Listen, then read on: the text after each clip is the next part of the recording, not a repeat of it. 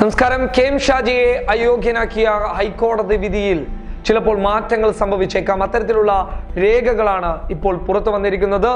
കണ്ണൂർ കോടതിയിൽ വളപട്ടണം പോലീസുകാർ ഹാജരാക്കിയ മഅ്സറയിൽ വ്യക്തമാക്കുന്നത്, നേരത്തെ വളപട്ടണം എസ്ഐ പറഞ്ഞത് ഇങ്ങനെയാണ്: UDF നേതാവ് മനോരമയുടെ വീട്ടിൽ നിന്നാണ് തങ്ങൾക്ക് വിവാദമായ നോട്ടീസുകൾ ലഭിക്കുന്നത്. അതായത് ആ നോട്ടീസിൽ പറഞ്ഞിരുന്നത് വിശ്വാസിയല്ലാത്ത ആളുകൾക്ക് വോട്ട് നൽകരുത് എന്നാണ്. വിശ്വാസിയായ കെ.എം. ഷാജിക്ക് വോട്ട് നൽകണമെന്നുള്ള വിവാദമായ നോട്ടീസാണ്.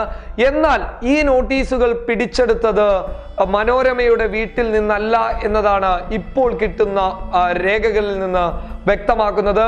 കണ്ണൂർ കോടതിയിൽ വളപട്ടണം പോലീസുകാർ ഹാജരാക്കിയ മഅ്സറയിലാണ് ഇത് സംബന്ധിച്ച വിവരങ്ങൾ ലഭ്യമായത്. തുടർന്ന് ഹൈക്കോടതിയിൽ കെ.എം. ഷാജി ഒരു ഹർജി നൽകിയിട്ടുണ്ട്. MV നികേഷ് കുമാർ പ്രചരണത്തിൽ, അതായത് കെ.എം. ഷാജി പ്രചരണത്തിൽ വർഗീയത ഉപയോഗിച്ചു എന്ന കാര്യം ഉൾക്കൊള്ളിച്ച് ഹൈക്കോടതിയെ സമീപിച്ചിരുന്നു. തുടർന്നാണ് ഹൈക്കോടതിയുടെ പ്രസിദ്ധമായ വിധി വരുന്നത്. തുടർന്ന് കെ.എം. ഷാജി സുപ്രീം കോടതിയെ കണ്ടു.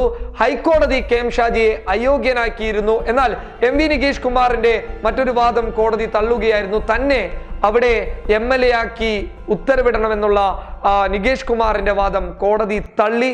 അതിനപ്പുറം ഹൈക്കോടതി കെ.എം. ഷാജിയെ അയോഗ്യനാക്കിയിരുന്നു. പക്ഷേ വളപട്ടണം എസ്ഐയുമായി ബന്ധപ്പെട്ട് ഇതിനോടകം തന്നെ ഏറെ വിവാദങ്ങൾ വന്നിരുന്നു.